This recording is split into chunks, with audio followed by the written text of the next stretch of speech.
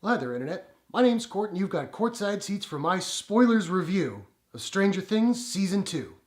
Let's do it.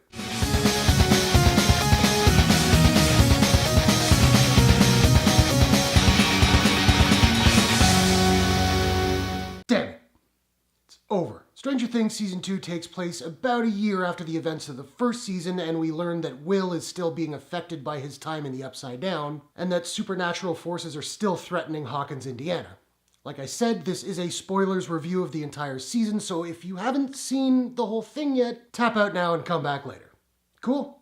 Cool. I was worried about this season because I went in with such high hopes, but it exceeded my expectations. The first couple episodes took a little while to get going, the pacing wasn't amazing, and one episode really didn't do much for me, more on that later, but all in all I think it's the better overall season. I really enjoyed the fact that it wasn't a complete retread of season 1. Obviously it's connected, but it is very much a new story. Speaking of new, let's talk about some new characters first.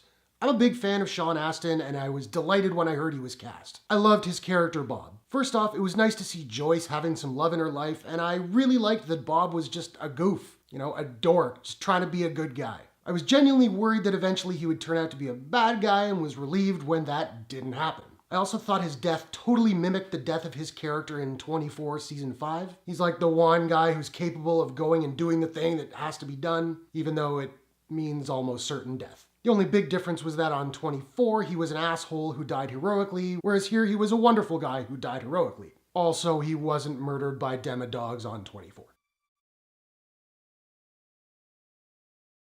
Dacre Montgomery joins the cast as Billy, Max's older brother, and a mean old bully. He's kind of what Steve was at the beginning of Season 1, but quite a bit worse. I thought Montgomery did a really good job of being gleefully menacing. I will also say that we all know the Duffers love their member berries, and I'm certain that between his hair, his clothing, his earring, and his demeanor, that Billy was a straight-up mashup combination of both Kiefer Sutherland's David and Jason Patric's Michael from The Lost Boys.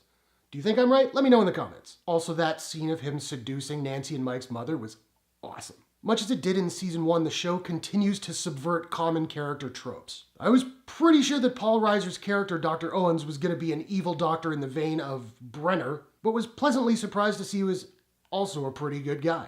He did want the best for Eleven and Hawkins and blah, blah, blah. Sadie Sink as Max was a standout new character for me, and I'm sure for many of you as well. She's got that sarcastic, bristly exterior, mostly because of Billy, but the actress really sparkled when she let her vulnerable side through. And her romance with Lucas? Come on now. That was lovely. As far as our old characters, I like that Mike was kind of a dick for much of this season. With good reason. Rhymes. Dustin's even funnier. I love Lucas. Again, but we finally got to see Nancy and Jonathan hook up, which, if you didn't want to see that, you're lying. And Steve. Oh, Steve. I hated Steve last year and then grew to really like him. This year, I love this dude. The way he took care of all the kids, even on the suicide mission underground, was great, but for me, him dropping Dustin at the dance and giving him the pep talk, that was a beautiful moment. I liked Winona Ryder considerably more this time around, as she wasn't just screaming and crying the whole time. Probably because she had Will in her presence. She was a lot stronger and really took charge, as much as it hurt her to do so, particularly in the finale. I absolutely adored the relationship between Hopper and Eleven. Her only papa was an evil dude, and Hopper's daughter died a long time ago, so they have this father-daughter thing happening, but it's really, really tense. Their chemistry on screen could not have been better, because as frustrated as they could be with one another, you could tell there was genuine love there. Noah Schnapp didn't have a lot of screen time as Will in the first season, but holy shit, this kid crushed it. Other people have said this, and other people are right. Dude deserves an Emmy nomination for this season. He goes places I wouldn't have expected he was capable of after his performance in Season 1, which was good.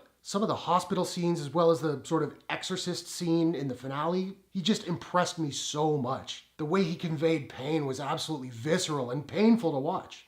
I mentioned that there was one episode that didn't work for me, and I suspect that it didn't work for a lot of people, and that's episode 7, The Lost Sister, where Eleven goes to Chicago and meets up with 8, aka Callie. So much of it just felt out of place, even though it did have some really good moments. I get that 8 was supposed to be sort of a Yoda character helping Eleven to hone her powers, which she would need for the remainder of the season, and I thought the actress playing 8 did a good job, but her whole band of punk misfits were absolutely ridiculous. I guess they were going for a bit of the Warriors vibe, but for a show that, while there is supernatural shit going on, the characters all feel very grounded and real, and these guys were just total caricatures, and it really didn't work for me. I did really like watching 11 being tempted towards the dark side, though. That was fabulous. Now, let's talk about the ending of the season. It was absolute perfection.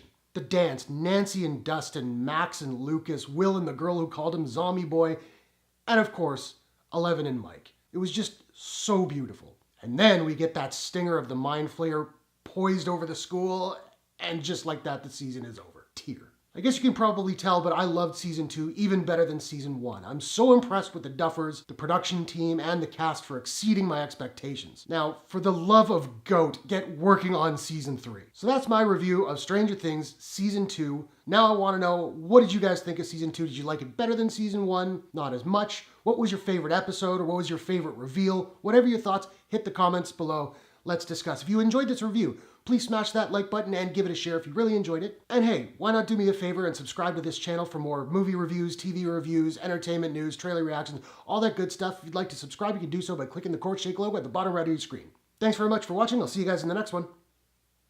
Take care.